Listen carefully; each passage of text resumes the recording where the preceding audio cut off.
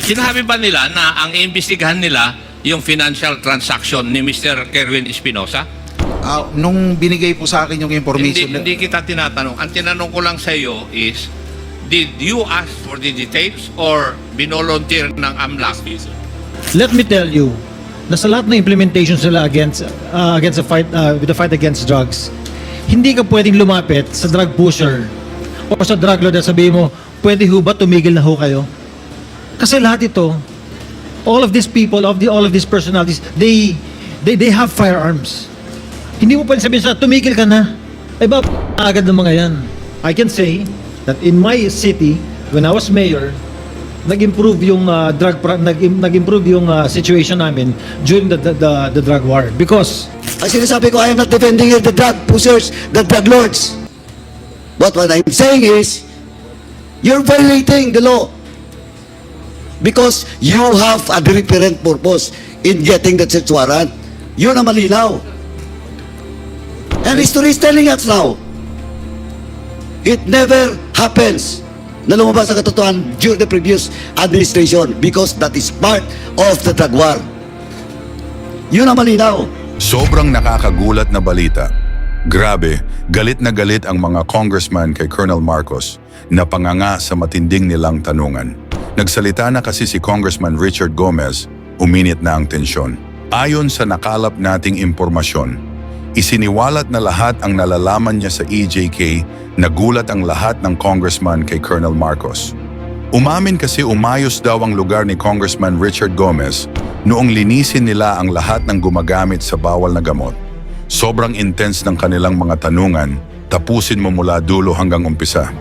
Importante alam mo nangyayari sa Kongreso, tara panoorin natin. Congressman Gomez. thank you, Mr. Chair. I just would like to add in their conversation, Mr. Chair. I was a mayor when the drug war was implemented, Mr. Chair. And let me tell you, na sa lahat ng implementation sila against the fight with the fight against drugs, hindi ka pwedeng lumapit sa drug pusher o sa drug lord at sabihin mo, pwede ho ba tumigil na ho kayo? Kasi lahat ito, all of these people, all of these personalities, they have firearms. Hindi mo pwede sabihin sa tumigil ka na. Ay ba, agad ng mga yan. So during the implementation na nanguhuli sila at hinaharang nila to, nakakaputo ka talaga, and that is really true. Sad na may naman, sad pati yung police na sasama. Pero inuutusan yung police eh. Trabaho nila, Mr. Chair, pag sinabi ng higher up sila, gawin nyo ito. They will do what they are told. And that's the reason na marami na mata, both from the civilian, both from the police, pati na rin yung mga drug personalities. Now, Mr. Chair, in our conversations, there are two more items that I'd like to bring up, Mr. Chair. First, when Mr. Kerwin Espinosa said na lahat ng sinabi niya sa Senate eh hindi totoo. That is an institution that we also have to protect.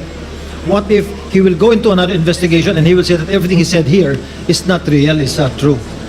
So, ano yung pinanghahawakan natin lahat in both institutions of the Senate and the House? And second, it was Colonel Marcos, who was head of the CIDG in Leyte at that time during the killing of the father of Kerwin Espinosa. And ang haba nung sinabi ni Kerwin, but we haven't heard yung side, Mr. Chair, ni Colonel Marcos kung ano yung masasabi ni Colonel Marcos regarding sa mga nangyari sa event ng ng father ni Kerwin Espinosa. So, Mr. Chair, will it be possible to hear aside from Colonel Marcos against sa sinabi ni Kerwin so that we can hear both sides?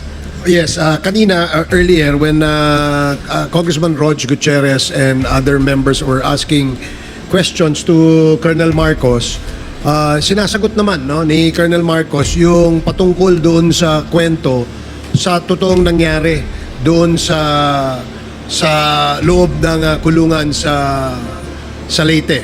Bye-bye.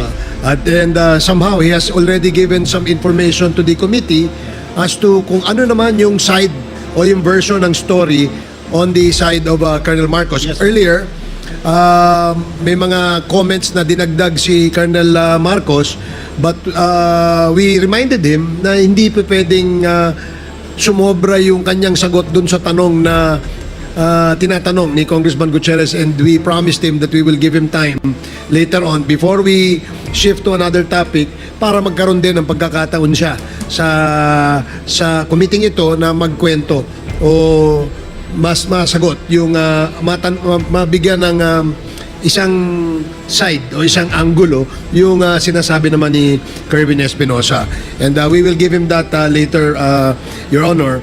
But Mr. Chair, yes. with regard also, if we can take up protecting our institution and the Senate. I absolutely agree with you, Congressman Gomez. In fact, para lang sa ating mga resource persons na naimbita, and for the information na rin ng ating publiko, hindi naman po 101% pinaniniwalaan natin ng kumiting ito ang kanilang mga testimonya. The only reason why we are asking them to execute an affidavit nang sa ganon ay hindi po tayo balikan in the future para sabihin nila na sila ay pinressure, tinakot, pinilit o hindi kaya isinubuan ng statement. And that is the reason why we require them to execute an affidavit. So ito ang gusto nating sabihin because we really want to protect the institution, both the Senate at itong lower house. Dahil po tayo dito sa Quadcom, ang ating layunin wala naman iba kundi ipalabas ang katotohanan. Kung meron man pong lumalabas na mga personalidad o pangalang nababanggit base sa mga testimonya o hindi kaya sa dokumentong isinasubmit sa atin, yan po ay tinitimbang natin. Nang sa ganoon, pag tayo'y gumawa ng committee report, lahat po ng side ng kwento ay kasama ho sa ating committee report. Yes, Mr. Chair. And lastly, with regards to the statement of PIDEA, I think it is inaccurate for him to say that the drug fight or the drug problem did not improve during the drug war. I can say that in my city, when I was mayor, nag-improve yung nag-improve yung situation namin during the drug war because yung police namin nagtrabaho talaga sila. As a matter of fact, during the course na marami silang hinuli, in less than 2 months, Mr. Chair, there are over 900 people who surrendered in front of my city hall when I was mayor. Why? Because natatakot ho sila na mamatay and they surrendered. And because of that, the drug problem in Ormoc City, bumaba talaga. So, it is not accurate that the Director General said na hindi nag-improve ang situation. At least in my part as mayor, and I can only speak for myself, nag-improve yung aming lugar. Yes. May we now ask PIDEA to categorically state, is this the opinion of the Director General only, or this is based on reports or facts that were gathered by the PIDEA when you said that it did not improve? Your Honor, Mr. Chairman, the question that was asked was that with the passing away of Mayor Espinosa, did it have any effect in Albuera? That's why my answer was that as far as Albuera is concerned, we neither have any indication whether it diminished or the drug campaign or the drug trafficking situation flourished. That was my answer, Your Honor. Okay. Does that satisfy Congressman Gomez? I'm good, Mr. Chair. Thank Okay. you. Thank you, DG. Thank you, DG. Thank you, Congressman Gomez. The next to interpolate is Congressman Paduano, the chair of the Committee on Public Accounts. Thank you, Chairman. Before I proceed with regards to the issues that was raised by our colleagues, dun po sa raid at saka yung sa search warrant dun sa Bye-Bye Leyte. Mr. Espinosa, yung pakitingnan na po yung paragraph 17 of your affidavit. Paragraph 17 po. Page 3. Paragraph 17. Now, you mentioned about the conversation between General Bato and Espilido. Gamit ang cellphone niya para tanungin siya tungkol sa CCTV footage ng Zilan Hotel sa Albuera, Leyte. Do you have direct knowledge or any knowledge about this CCTV footage? Sa panahon na yun, meron kasi kasama ako ng daddy ko na nag-abot ng pera kay Sir Marcos. So yung CCTV na to, na footage, is all about the footage that was taken in that hotel when you give the money to Colonel Marcos. I'm not the one who give the money, but ang papa ko ang nagbigay, nag-on hand sa kanya. Okay. And Mr. Chairman, just to put on record that we need to again invite Colonel Espinido with regards to this CCTV footage doon sa Celan Hotel in which the allegation of Kerwin Espinosa is with regards to the money being handed to Colonel Marcos from his father. Tama? Yes po, Okay. Mr. Chair. Okay, now, Mr. Chairman, can we request the COMSEC to invite in the next hearing Colonel Espinido? Kailangan niya pong sagutin to. Next. Comsec, can you take note of the request of Congressman Paduano to invite Colonel Espinido? Next. Doon po sa page 3, paragraph 16 to 20. This is all about the conversation between between Bato de la Rosa and Espinido, and at the same time, yung pag-uusap nyo ni former General Bato de la Rosa, now Senator Bato de la Rosa, you mentioned that during that conversation, your mother is present. Can you confirm it? Yes po, nandun po yung mama ko. Narinig At ba ng... hindi lang po ang mama ko, pati yung kapatid ko na isa. Who is the name of your brother, sister? Sister. Sister, who is that? Mariel Espinosa. Mariel Espinosa. Salipa Eslabon Espinosa. Narinig po ba nila yung pinag-uusapan? Opo. Sigurado ka? Sigurado ako kasi hindi dito ako halimbawa dito ako nakapwesto, ang higaan ko ay diyan lang sa first na upuan. So, ang kausap mo noon, si General Bato de la Rosa. Opo. Ang pinag-usapan niyo tungkol doon sa CCTV at sa plano na idawit ang pangalan ni Peter Lim at ni Laila de Lima at yung kay Dayan na i-align yung mga date at lugar na babanggitin sa Senado. saan ngayon yung kapatid mo at saka nanay mo? Nasa probinsya po, Mr. Chair. Sa Albuera. Sa Albuera. Sa bahay niyo. Opo, Mr. Chair. Mr. Chairman, with that, may we request that we invite in the next hearing the mother of Kerwin Espinosa and his sister. No, that was so that it will be confirmed and corroborated the statement being made by Kerwin Espinosa in his affidavit. So move, Mr. Chairman. Comsec, please invite the mother and the sister of Kerwin Espinosa in our next scheduled committee hearing on the subject of extrajudicial killings.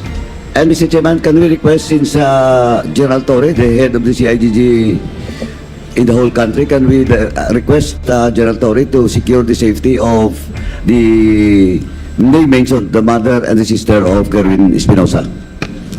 Yes, sir. Will do, sir. Thank you. Now, Mr. Chairman, let me proceed with the next item with regards to the statements of Kerwin and the statement of Colonel Marcos. But before that, may I ask the AMLAC, do you have now the exact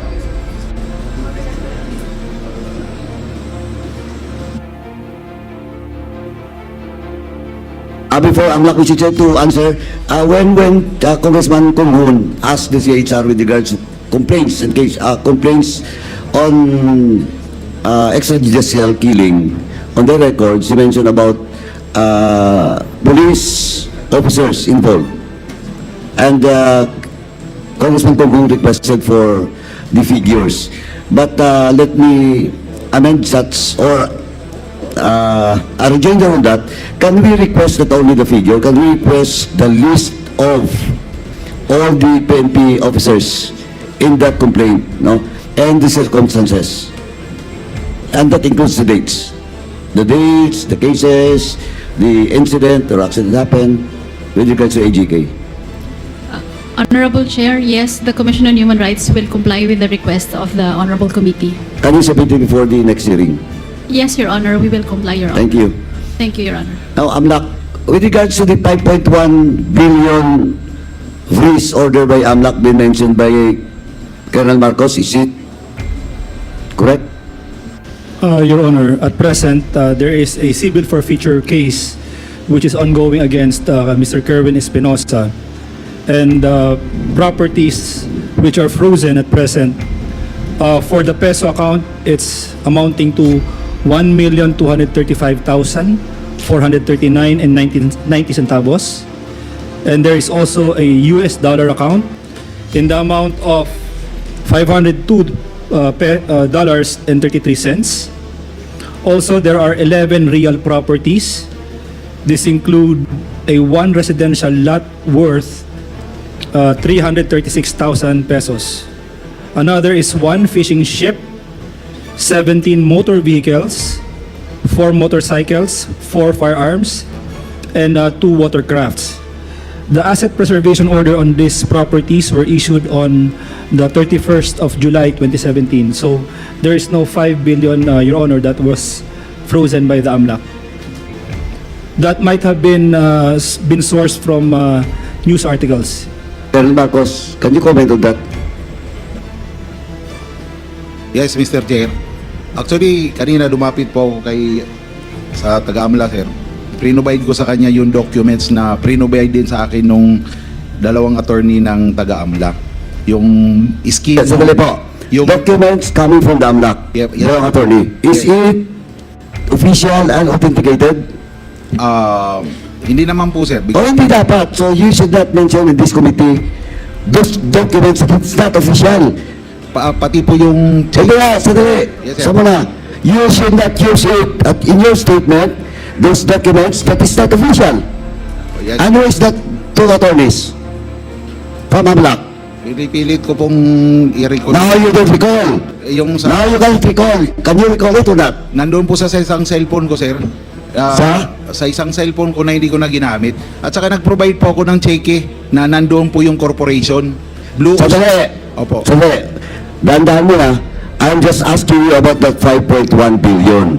And you tell this committee that your source is the two attorney or lawyer from the AMLAC. Now, I told you that is not an official document. Correct?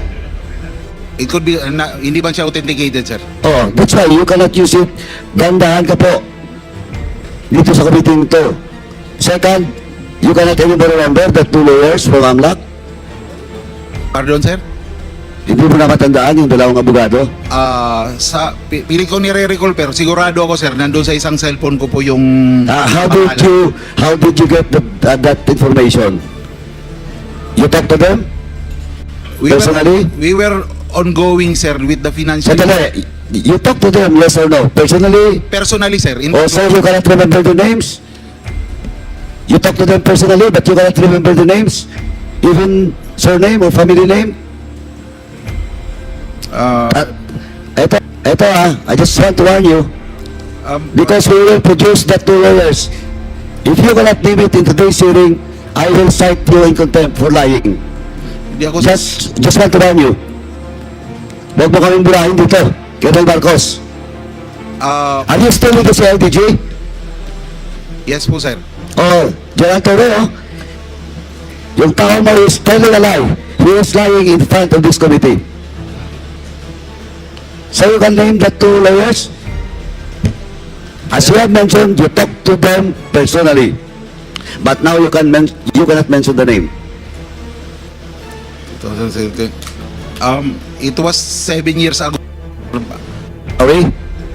Yung pangalan nila, sir, at saka yung cellphone number, nandun po sa isang cellphone ko, sir. No, I'm not asking about the cell phone number. Bali po, I'm asking about the names, because if you have is the two lawyers assigned in the central office? sir, Naka-assign na po yung dalawang lawyers sa central office ng AMLA? possible, sir. Not possible. You're a CIDG intelligence officer And you never check the background of the two lawyers you mentioned? Actually, And that is the source of your 5.1 billion telling in this committee? actually, sir, these two lawyers conducted seminar on all CIDG personnel and regional When was that? Ito, lumalawin tayo. 2016. Saan yung seminar na yan? It was 2016, sir. Training kami pertaining to money laundering. Saan yan? Dito, sir, sa Manila, lahat ng RC. Saan sa Manila? Isang hotel, sir. Saan hotel? Hindi mo na naman matandaan yung hotel. Actually, the training, sir, is mandatory for regional. Hindi nga, I'm asking you about the hotel. You cannot mention the name. Now you're telling us that there is a seminar in that hotel. And what is that hotel? Because we have to check that hotel. If indeed there's a seminar on that day. I'll try to recall, sir. Doon ko po nakilala yung dalawang lawyer. Eto, Colonel Marcos, ha? Eto, I just want to warn you. Mr. Chair, Eto, this is your first offense of lying. Mr. Chair, Yes. with the indulgence of the Honorable Paduano, With the indulgence of Congressman one Paduano. question lang, one question. Yes, Congressman Nakop, you're recognized. Colonel Marcos, yung information regarding yung 5 billion ba, was it voluntarily given you or did you ask for it? It was voluntarily given to me, sir. Then Because it is mandatory that you recall the names of the two AMLAC. Because that is not appropriate. yes, sir, I will give, sir, the two names, sir. Kami nga, hindi nga namin basta-basta makuha yung kung walang predicate crime eh. I will provide the two names, sir. Yes, provide it. Otherwise, I will agree with the Honorable Paduano that you should be cited in contempt. Kasi sinagot mo yung katanungan sa katanungan ni Honorable Rodriguez Gutierrez kanina. Yes. Sir, Ikaw ang nag-volunteer nun na yung kwan ni Mr. Espinosa, ang transaction is worth 5 billion. can I explain a little, sir? Nung binigay po sa akin yung information, Hindi kita tinatanong. Ang tinanong ko lang sa iyo is, did you ask for the details or binolunteer ng AMLAC? it was voluntarily given to me kasi mayroon po silang binigay na documents on the scheme of the money laundering. Nandito po sa cellphone. Yun po ang binigay. Thank you, Honorable Paduano. Chairman, kaya Please proceed. Amlak, is it normal? Kasi kami dito, pag nag-request kami doon sa asset freezing of assets, ang daming requirements. But Colonel Marcos is telling this committee na binigay sa kanya voluntarily that allegedly that 5.1 billion asset. And looking at your records, nandito kayo hawak ko and you mentioned it, wala. Di ba? Kaya is it normal, Amlak? Your Honor, for the meeting that Colonel Marcos mentioned, well, it's usual occurrence for us to have coordination meetings with our counterparts, Your Honor. But as to the disclosure of transactions, I'm not really sure if, but me as an investigator, when we conduct these meetings, we don't readily disclose information because of the bank secrecy law and Sir, security. naalala ko na. Si General Lubusan, sir, yung dalawang lawyer na taga-AMLA, inutusan niya, sir, na pumunta ng Tacloban para harapin ako, sir, because I was ongoing investigation on a Metrobank account also pertaining to drug money. Ngayon, sir, kaya ako minamit, sir, yung dalawang lawyer. Hindi ko naman sila personal na kilala, pero sinabi ni General Lubusan doon sa AMLA dalawang lawyer, pumunta kayo kay Colonel Marcos sa Region 8. You coordinate with him. He will give you all the information. Oh, Colonel Marcos, you're now changing your story. Tama? It is how I meet, sir, the two lawyers. Sandali. Opo, sir. So you're not changing your story? Yes or no? Hindi naman po, sir. Doon ko sila... Anong hindi? You tell this committee a while ago that during your seminar, then all of a sudden, inutusan na certain General Busa, eto, problema pa, papatawag namin si General Busa. And if he deny it, lagot ka. Both occasions, sir, are true. Yung una, sir, na-meet ko sila dahil pinapunta sila ni General Ubusan sa Region A. Mag-coordinate sa akin. Dali. After that, sir, dahil hindi si kumbinsido yung taga-AMLA sa knowledge namin pertaining to financial investigation on money laundering, nagpakandak po si General Ubusan ng seminar. Yun po. Doon ko na naman sila po na-meet uli. So nauna yung pagpunta nila sa Leyte. It was the first time that I met them kasi inutusan silang pumunta ng OTSO para mag-coordinate sa akin, may bigay ko yung mga impormasyon na kailangan nila. At the same time, sir, na-convince sila na yung mga chief ng CIDG hindi equipped pertaining to financial investigation. Mr. So, Chair. nagpakandak ko, sir, ng seminar. Mr. So you're with the indulgence of General Acop, Chairman Acop after me. Ito na lang po, is you're telling that the two lawyers which you cannot mention is lying? Lying po. Lying. Because on record, there is no such thing as 5.1 billion. So they're lying, but still you cannot mention their name? It is the, sir, Blue Oceanic Corporation Textile. No. What? Answer directly my question. Diba? Sinabi mo 5 billion, 5.1 billion. Now we check with AMLA, wala. Now you're telling this committee that the two lawyers in which until now we cannot mention is lying? Wala naman sila dito, sir, para i-deny yung sinasabi ko. Hindi! This is record. Nako, Colonel Marcos, are you a lawyer? Hindi naman po. O, wag kang mag-lawyering dito. Hindi po ako nag-lawyer. Palusot ka, I am not a lawyer. Pero hindi ka pwedeng lumusot dito. Sir, it's an honest to goodness information, sir. Wala akong motibo, sir, na... Hindi, kaya nga yung tinatanong ko, kasi kanina hindi naman tinanong sa'yo, ikaw mismo voluntarily, when you are being asked by Kong Rhodes. Now, hindi mo ma-mention yung pangalan. Now, nandito na yung dokumento, official document. O still, are you insisting? Yung po kasi ang binigay na info sa akin, sir. You cannot produce the name? Then you will tell this committee that you're telling the truth? Nandun kasi, sir, sa isang cellphone ko yung pangalan. Pinipilit ko pong i-recall, sir. Pasensya na po. Bakit anong nandun sa binigay ka ba ng cellphone number? Nirecord ko po yung mga pangalan nila, sir. Or do you have the document? Official document that you were ordered by a certain General Bosa to meet that to AMLAC personnel or lawyers? Tinawagan lang po ako, sir, di Oh, yun ang problema. Because that instruction is verbal. Oh, verbal, sir. Oh. So verbal, okay ka? Sir? Okay sa'yo na verbal. Verbal instruction. Bali, tinawagan ako ni General Lubusan na may pupunta sa... Hindi kaya nga eh. Okay sa verbal. Instruction. Na napaka-sensitive. It's all about asset nung Espinosa.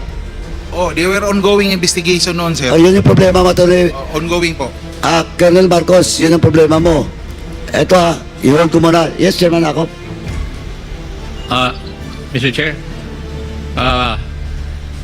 ang tanong ko lang, sabi mo na naman ngayon, nautusan ka ni General Ubusan, who I presume was the chief of the CIDG then.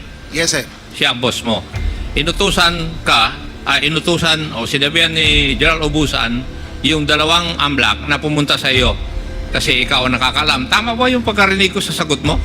Opo, sir. Tama po, sir. Ano Ano yung bagay na iniimbestiga ng AMLAC? At bakit lumabas doon yung 5.1 billion na sinasabi na financial transaction ni Mr. Kerwin Espinosa? Kasi during that time, sir, I was, dahil ako ang regional chief ng CIDGA, ako, Sinabi sir, ba nila? sir, Sinabi ba nila na ang iimbestigahan nila yung financial transaction ni Mr. Kerwin Espinosa? yes po, sir. Yun ang specific na pakay nila, sir. Ay, mandatory na sabihin mo yung pangalan ng dalawang AMLAC. Opo, sir. Chairman, can I proceed? Thank you, Chairman Acop. Now, you should submit in this committee the names of that two lawyers from AMLAC before we end this hearing. Or else, this committee will be pushed aside in contempt, Colonel Marcos. Sorry. Sige Is po, it sir. produced? I-recall ko, sir. Now, let me proceed, Mr. Chairman. You mentioned, kaya tinanong kita kanina kung lawyer ka eh. Kasi you mentioned about compelling reasons for the issuance of search warrant. Yes, sir. O, matanong nga kita, what is the compelling reason to issue search warrant inside the jail? And it happens not only once, ha? Colonel Marcos, it happens not only once. It happens twice during your time. Yes, sir. Tama? Yes, sir. Twice nangyari. Dalawang beses, dalawa ring tao ang namatay Yes, sir. na mga allegedly drug lords. Opo, sir. Oh, now, please answer what are those compelling reasons? Kasi nandito tagay GOJ. Tatanungin ko, Yung usually, sir, pag nagkakaroon kami ng application on other areas, hindi doon sa jurisdiction ng judge, sir, na nakakasakop doon sa dapat a-applyan namin ng search warrant na lugar. Ang isang compelling reason, there is reasonable, this is a valid reason na maaring mag-leak, sir, yung search warrant na ina-apply namin. Yun po yung... Okay, valid reason Opo, sir. that you can serve the search warrant.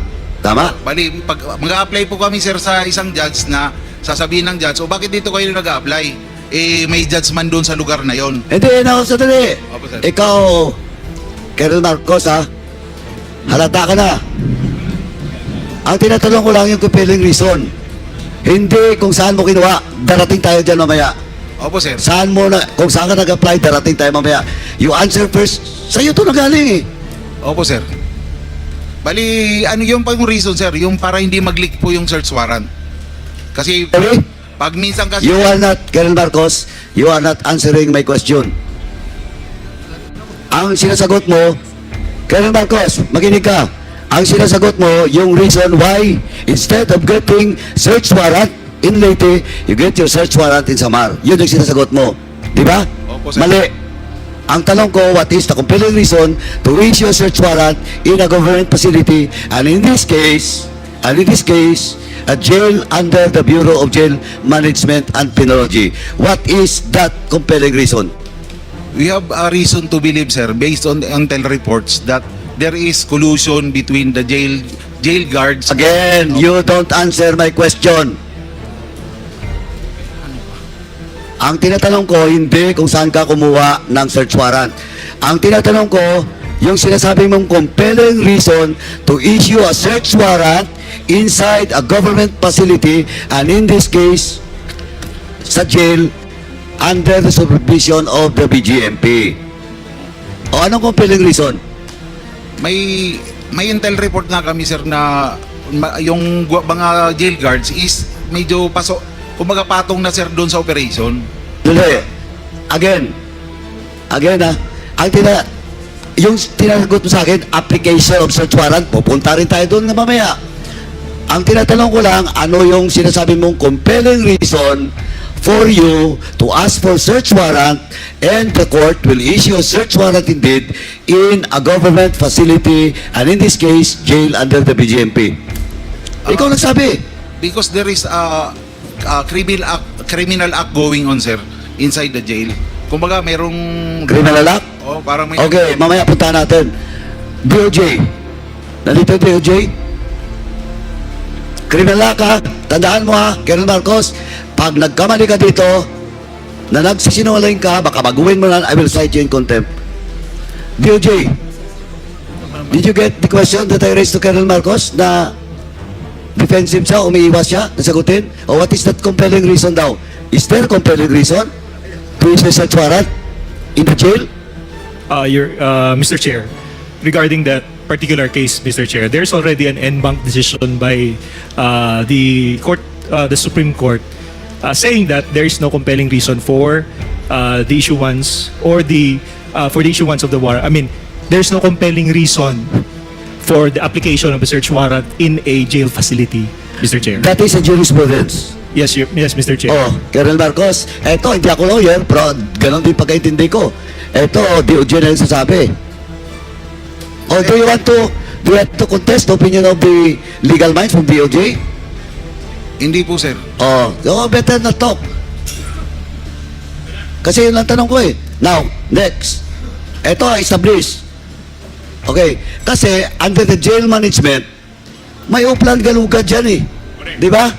That is the standard operating procedure of the BGMP if indeed there is an information that that jail, particular jail, may illegal na nangyayari sa loob. Oh, you know. I agree, sir. Oh, so you now agree that you cannot supposedly use it that apply a search warrant.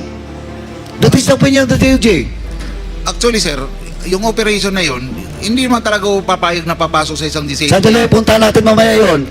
Ang tinatanong ko lang muna dito, I just want to establish that you should not apply a search warrant in a jail. That is now a jurisprudence. Yes, sir. Okay. let me proceed. Ito tatlong case. Now, in the case of Egay Alvarez, sabihin mo na siya para baka mamaya, Egay Alvarez happens August 11. After, the day before Paranaque case of Bantag happens. And 2 days after, August 13, the case, the 3 Chinese national was killed inside the Picol. The first, kung baka, babalikan ko yon mamaya pag nandito si Garma, the first, at saka si Leonardo, the first incident na may impact doon sa war on drugs is the case happened in your area. And that is the case of Egay Alvarez, happens to be a detainee at the time and allegedly a drug lord, and he was killed inside his jail because of your search warrant. Tama? Yes, sir. Okay, now, first question. Sino ang judge na nag-issue ng search warrant? In the case, sir, of Abuyog Penal Colony, ang nag-issue po is si Judge Janet Cabaluna po, sir. Si Janet Cabaluna. Opo, sir. And she was also the judge that you applied first for Mayor Espinosa. Hindi po, sir. Ibang judge naman po, sir. Bali si Judge Tarcelo Sabari naman kay Espinosa, sir. Pero taga-Samar yun. Samar po na ano. Samar din yung isa. Yung Cabaluna. Hindi, nalimutan ko na, sir, kung saan. Kasi hindi po akong applicant. Hindi ko nga makalimutan eh. Si Major Laraga po ang applicant, sir. But you majoralize under you. Opo, sir. Oh. Kaya nga nagkakaso ka doon, di ba? Opo, sir. Hindi ko, basta within Leyte yata, sir, si Judge Cabaluna. O hindi, or Samar. Hindi lang ako sure yung kung saan, sir. Colonel naman, kanina mo pa dinibinsahan niya, you have to take search warrant outside of the jurisdiction because the connection of blah blah blah to the jail and the court. Samar. Tapos ngayon, ayaw mo aminin, taga-Samar. Samar siguro, Samar, sir. Ay, hindi nga ako involved doon eh. Pero alam ko na taga-Samar. Opo, sir. O, in applying for a search warrant, in this case, eto, Colonel ha, eto, pag nagkamali ka dito, I will cite you in contempt. Who is your deponent? Who is your deponent? Sa Albuera, sir, naalala No. ko. Si, Hindi Alvera. At tinatanong ko ngayon yung kay Igay pa, Alvarez. Who is the deponent? Si Major Laraga po, sir, makakasagot kasi sila po ang applicant, sir. Hindi po ako.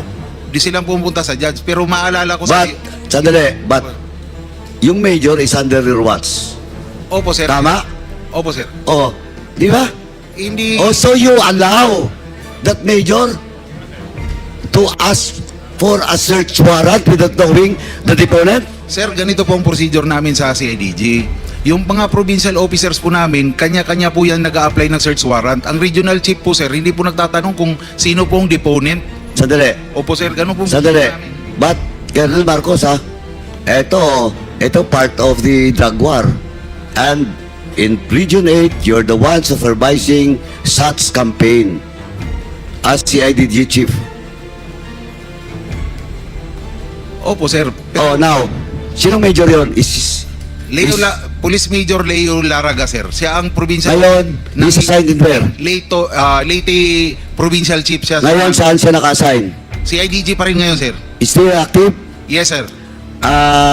Mr. Chairman, can we ask General Torre to check that certain major and He is assigned with RFU 8 now, sir.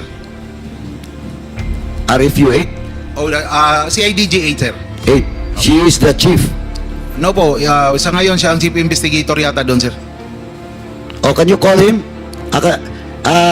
General Torre, can you check? General Torre, can you check? Yes, sir. We'll do that. Please check the deponent of such search warrant. Mag-feedback ako, sir. Oh, ganito lang, Colonel Marcos. Yung deponent ba, police? Civilian, sir. Civilian? Usually civilian, sir. Hindi, tinatanong ko in this case, hindi mo alam. Sa Abuyog, sir, na search warrant, di ko po talaga, sir, Okay, now, doon sa Baybay. Civilian, sir. Paul Olindan. Sino? Paul Olindan. O, Paul Olindan. Opo, sir. Is Paul Olindan a jail guard? Hindi po, sir. A detainee? Detainee ba siya? Dati, sir. dating preso yan, sir. Oh, eto, Colonel Marcos, dating preso. Oh, kailan siya nakalabas sa bilangguan? Ano siya, sir? Naka-parole. O nga, kailan nga nakalaya? Kailan nakalaya? Hindi ko alam ang... Matagal na, before the incident happened. Oh, matagal na po. Okay, now, how can a deponent should have a direct knowledge? Di ba? Yes, sir. O, paano siya magkaroon ng direct knowledge doon sa selda, sa cell ni Mayor Espinosa kung he's not anymore a detainee? Pinipilot nyo kasi. Gumagawa kasi kayo ng kalokohan eh. Sir, ang humaharap po kasi sa judge. Hindi, tinatanong ko sa iyo, kung ang deponent mo is a former PDL, under parole, anong direct knowledge doon sa loob ng silda ni Mayor? Ang nagdadala kasi, sir, Sandali. Sadali. Yes, sir. Oh, yung deponent mo, may direct knowledge ba? Wala. It will be based on the appreciation. Hindi nga, ito nga ngayon, tinatanong kita, he's not anymore a PDL, under parole, he was not there at the jail, and still you use him as a deponent because you have something planned, a different plan for Mayor Espinosa. Oh, Mr. Chair, clarification, Mr. Chair. yes. This, Yeah, regarding this issue, Mr. Chair, yes. Okay. I'd like to ask in layman's terms, Mr. Chair. Dahil gusto nilang gawin, dahil yung police gusto nilang gawin yung trabaho nila, na makakuha sila ng search warrant, kasalanan ba nila na yung judge ang mag-issue ng search warrant?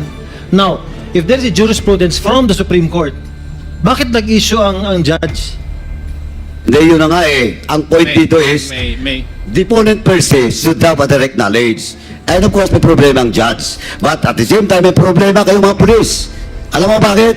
Because you're forcing it to have a deponent without direct knowledge and you talk to the judge, in which ang judge ito may problema din, then you operate not on the reason of the items supposedly under the search warrant.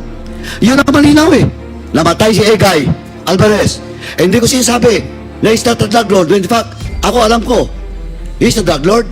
Pati source niya, pati yung namatay doon sa Dapicol.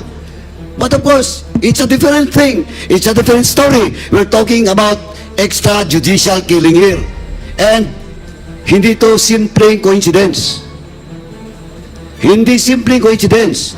Kasi dalawang jail sa Leyte ang nangyari, you serve a search warrant and the result is namatay yung mga allegedly drug lords or drug narcotics, narco drugs, politicians. Yun pong totoo. Di ba? Ang sinasabi ko, I am not defending the drug pushers, the drug lords. But what I'm saying is, you're violating the law. Because you have a different purpose in getting the search warrant. Yun ang malinaw. And history is telling us now, it never happens na lumabas ang katotohanan during the previous administration because that is part of the drug war. Yun ang malinaw. Chairman Akop? Congressman Paduano, kindly wrap up. Chairman Akop, I thought you will Anyway. Now, Colonel Marcos, you produced the deponent. The names of the deponent. I will call Major Laraga, sir. After the, tatawagan ko kagad. Ayun, si General Torre. At the same time, the deponent doon sa sa bahay ni Espinosa. Opo, sir. Tatanong ko po kay Major Laraga kagad. General Torre, kindly check, please. Yes, sir. I'm Kindly already wrap up, talking to Congressman Paduano. the regional chief, sir. We are asking for the deponent and the applicant, sir. And you produce, Attorney Colonel Marcos, the names of that lawyers within the day. Yes, If you sir. cannot produce those name of lawyers, Yes, sir. I we'll will, be posed to cite you in contempt. I will call my colleague, sir, para makakuha ko yung pangalan.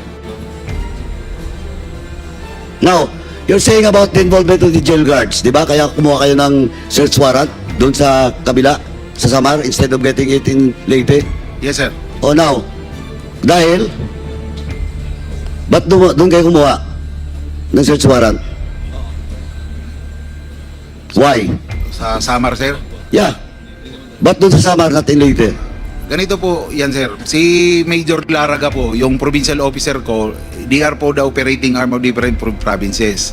Pumunta po sa akin, sir, mag-apply po ako ng search warrant. Sinong applyan mo? Ito, sir, may input tayong ganito, ganito, ganito. O sige, i-apply mo ng search warrant. Kung i-approve ka ng judge, implement natin. Ngayon, sir, hindi man po lahat ng search warrant na ina-apply ng CIDG or ng provincial offices, ina-approve ng judge. Marami din pong dinideny. Ngayon, nataon, sir, si Major Laraga, pag-apply niyan, na-approve, in-implement po namin, sir. Then, hindi pa sinasagot yung tanong ko eh. Why not in Leyte? Why in Samar? Isa rin yun, sir, sa tinanong ko kay Major Laraga, bakit sa Samar ka mag-a-apply? Sabi niya, sir, pag dito ako, sir, nag-apply sa Baybay o dito sa malapit sa atin, yung mga empleyado dito, mag-interconnected yan. Mamaya, matawagan, sir, na may warrant tayong isi-serve.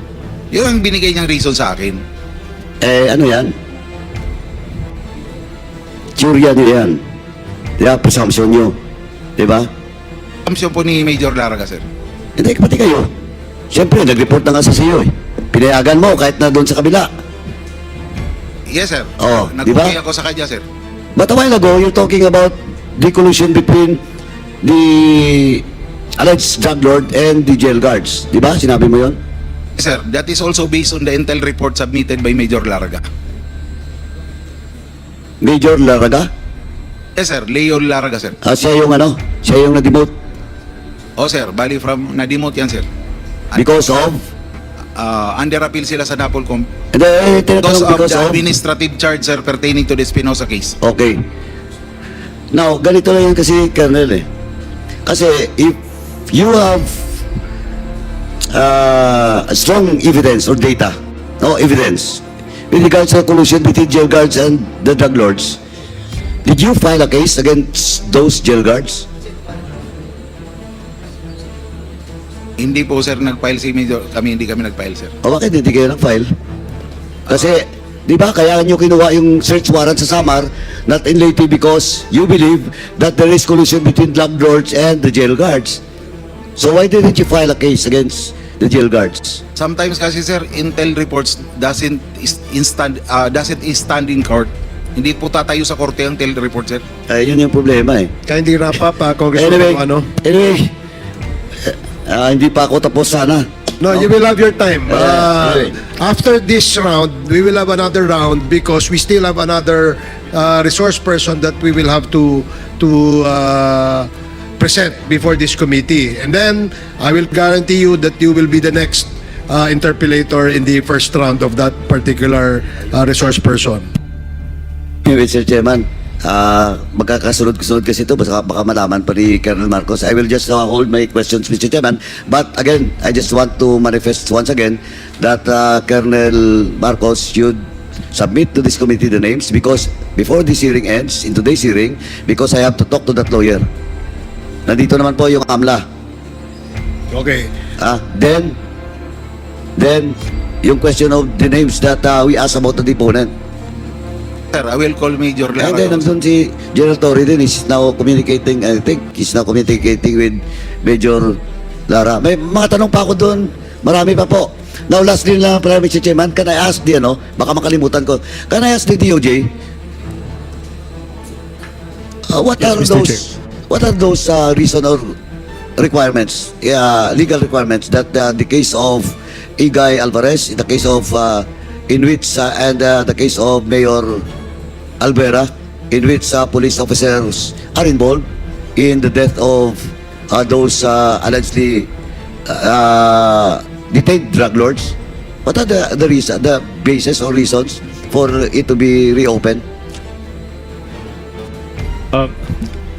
I'm very again, Mr. Chair, I'm here actually for the Pogo related issue, so I'm not very familiar with their cases, sir. I'm just a while ago I was answering on the questions regarding this particular incident based on the decision of the Supreme Court that I just read. But